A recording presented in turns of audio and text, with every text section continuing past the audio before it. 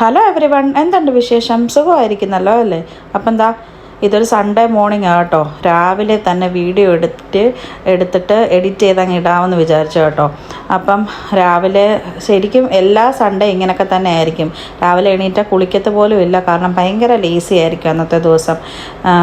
ഞാൻ ജോലിക്കൊന്നും പോകുന്നില്ലെങ്കിലും എനിക്കും ഇതൊരു വീക്കെൻഡായിട്ട് ഞാൻ പ്രഖ്യാപിച്ച് വെച്ചിരിക്കുന്ന ദിവസമാണ് കേട്ടോ.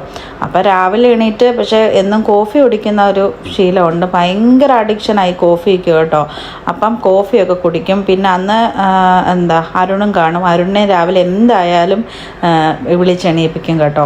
അങ്ങനെ സൺഡേ രാവിലെ അരുണിനെ വിളിച്ചെണീപ്പിച്ച്, അരുൺ ആ കോഫിയൊന്നും ഇപ്പോഴൊന്നും കുടിക്കത്തില്ല, എങ്കിലും രാവിലെ ഞങ്ങൾക്ക് വെക്കുന്ന കൂട്ടത്തിൽ അരുണിനെ വെച്ചിട്ട് ഇങ്ങനെ വിളിച്ചുകൊണ്ടേയിരിക്കും ഞാൻ. അത് കഴിഞ്ഞിട്ട് കുറച്ച് നേരം ആ ടി വിയുടെ ഫ്രണ്ടിൽ കോഫിയും കുടിച്ചുകൊണ്ടിരിക്കും. ഇപ്പാണെങ്കിൽ നമ്മുടെ സഞ്ജു ലക്ഷ്മിയുടെ ആ വീഡിയോസ് ഇല്ലേ, അത് ഈ പഴയ വീഡിയോസൊക്കെ എടുത്തിട്ട് കുറേ നേരം ഇരുന്ന് കാണും കേട്ടോ.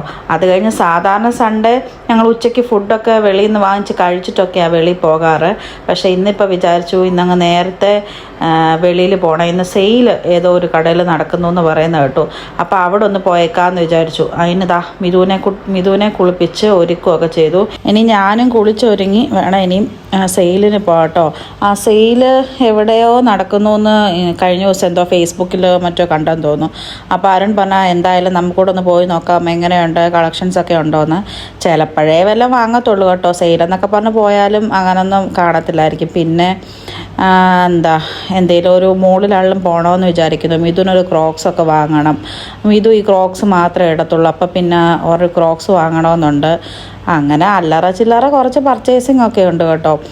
പിന്നെ രാവിലെ എണീപ്പിച്ച് മിഥുനെ ഒരുക്കുക എന്നുള്ളതാണ് ഇവിടുത്തെ ഏറ്റവും വലിയ ടാസ്ക്. അവനെ ഒരുക്കി കഴിഞ്ഞ് കഴിഞ്ഞാൽ പിന്നെ പാതി കാര്യങ്ങളെല്ലാം തീർന്നു. എന്നാൽ പിന്നെ ഞങ്ങൾ സെയിൽ നടക്കുന്നിടത്ത് പോയി വല്ലതൊക്കെ ഉണ്ടോ എന്നൊക്കെ നോക്കിയിട്ട് വരാം കേട്ടോ. പറ്റുകയാണെങ്കിൽ ഞാൻ വീഡിയോസൊക്കെ എടുക്കാം അവിടുത്തേം കേട്ടോ.